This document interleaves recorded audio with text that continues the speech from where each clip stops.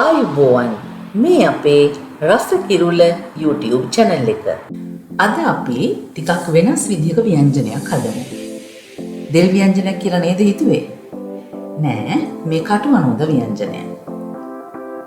මුලින්ම මේ විදිහට හොඳට පැහිච්ච කටුවනෝද ගෙඩියක් අපි තෝර ගන්න ඕනේ. මේක ඉදිරිය නෑ, හොඳට පැහිලා තියෙන්නේ. ඊළඟට මම මේක මෙන්න මේ විදිහට කෑලි වලට කපලා මේකේ පොතු ටික අයින් කරගන්නවා.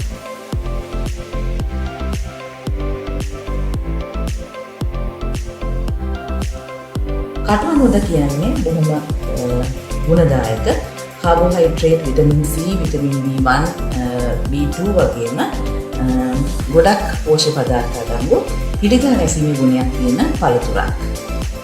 ඉතින් මේ විදිහට මම මේකේ මේ පොතු ටික අයින් කරගන්නවා. ඊළඟට මේ විදිහට සාමාන්‍ය කෑලි වලට කපා ගන්නවා. අපි දෙල් ව්‍යංජනයකට කපනවා වගේ.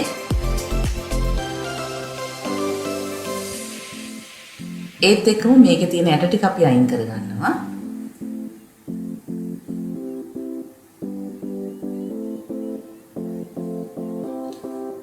මම දැන් උයන භාජනයේට මේ විදිහට මේ කෑලි ටික දාලා සීනි ලියාගත්ත බී ලුණු ටිකක්, සුදු ලුණු බික් දෙකක් තුනක්, ඊළඟට අමු මිරිස්, රම්පේ කරපිංචා වගේම කුරුඳු කොත්තක් එකතු කරගන්නවා.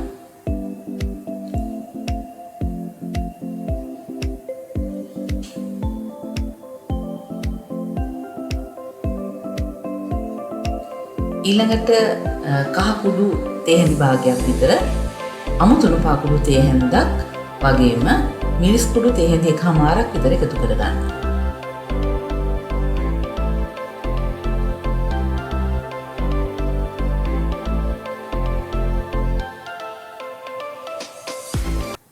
උළුහලට ටිකක් බෙදලා එකතු කරගත්තා. ඊළඟට අබ කුඩු තේ හැඳි කාලක් විතර, ඒ වගේම රස අණුව ලුණු. අපිට ලුණු මදි නම් පස්සේ එකතු කරගන්නත් පුළුවන්. ඊළඟට මම මේ ටික හොඳට මේ විදිහට කලවම් කරලා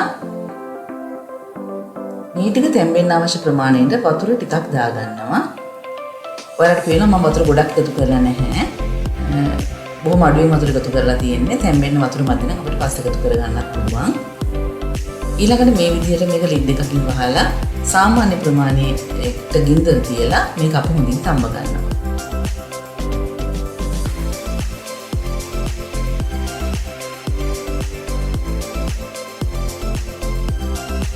මේ විනාඩි 4කට 5කට පස්සේ අඩිය අල්ලන්න දෙන්නේ නැතුව මේ විදිහට පොඩ්ඩක් අපි මේක කලවම් කරගන්න ඕනේ. ආපහු ලිඩ් එකකින් වහලා හොඳින් තම්බ ගන්න.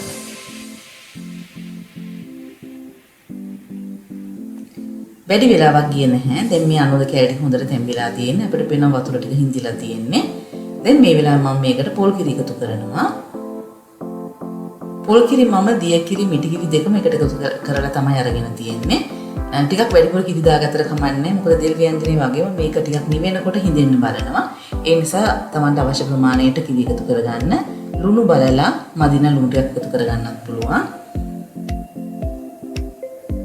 දැන් මේක මේ විදිහට හොඳට උතුරනකම් මම ගින්දර අඩු කරලා ලිපේ තියා ගන්නවා.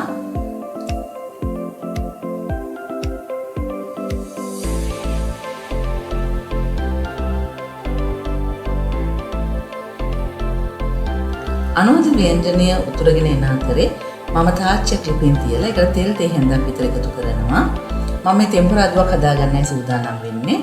මේක අත්‍යවශ්‍ය නැහැ. අපිට තෙම්පරාදුව නැතුණත් මේක පාවිච්චි කරන්න පුළුවන්. තෙල් ටික හොඳට රත් වෙනකොට මම අබයට තේ හැඳි භාගයක් විතර එකතු කරනවා. අබයට ටික හොඳට පුපුරනකොට සීන් වල ලියාගත්ත බීරුණු වගේම කරපිංච ටිකක් මේකට මම එකතු කරනවා.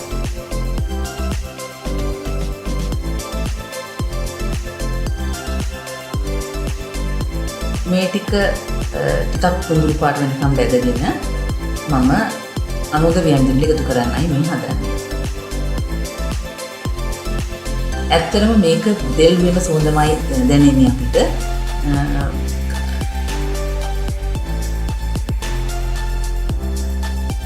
මේ තියෙන මේ විදිහට අපි හදාගත්ත අපේ අනෝද ව්‍යංජනය. ඉතින් හැමදාම රසවත් පළතුරක් විතර කැමරට ගන්න කටුවනෝද මේ විදිහට හදලා රස බලන්න පුළුවන්.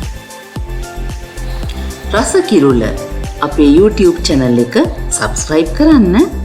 ඒ වගේම ලයික් කරලා, ෂෙයා කරලා, කමෙන්ට් එකක් දාන්නත් අමතක කරන්න එපා.